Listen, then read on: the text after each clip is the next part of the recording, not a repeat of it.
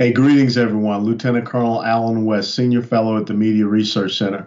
I hope so far your March Madness brackets are not completely busted up. Of course, we know that the Mueller report was released late last Friday.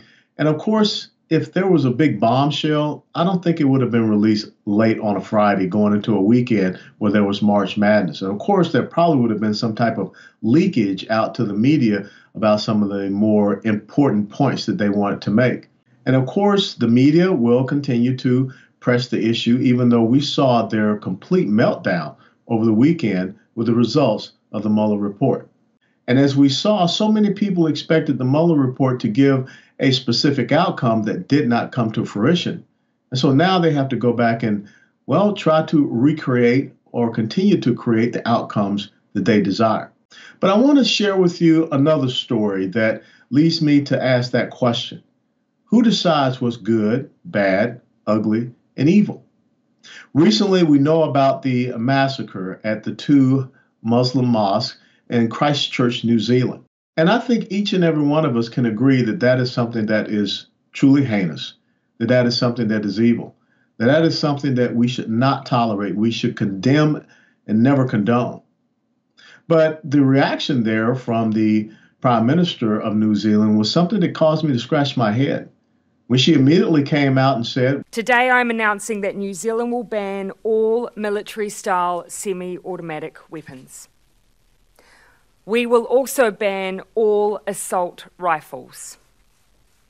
We will ban all high-capacity magazines. We will ban all parts with the ability to convert semi-automatic or any other type of firearm into a military-style semi-automatic weapon.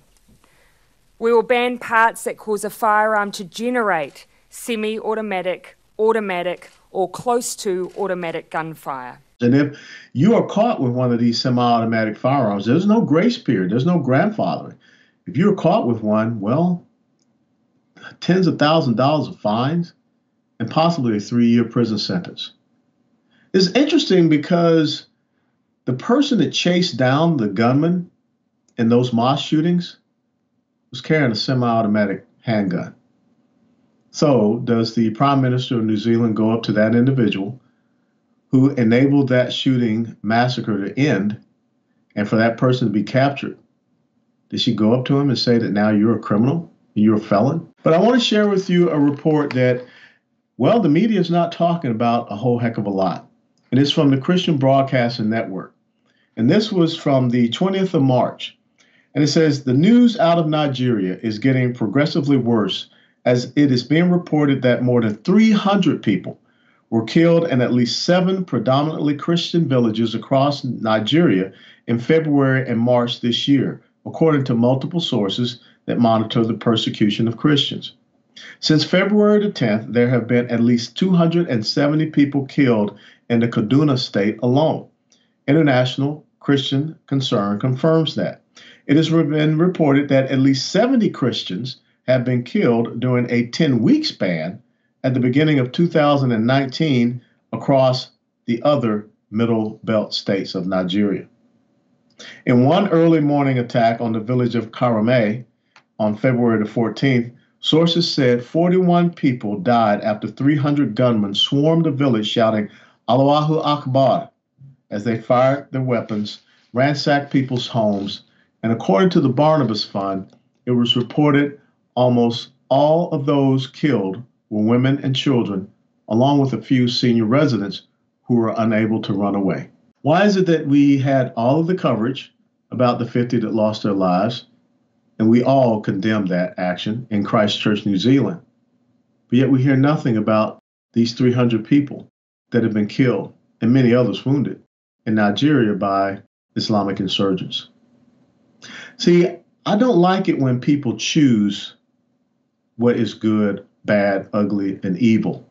But when they are trying to create a certain bias or favorability based upon an ideological agenda, based upon pressure they may be receiving from other outside groups, then I think that's where we all must stand and push back.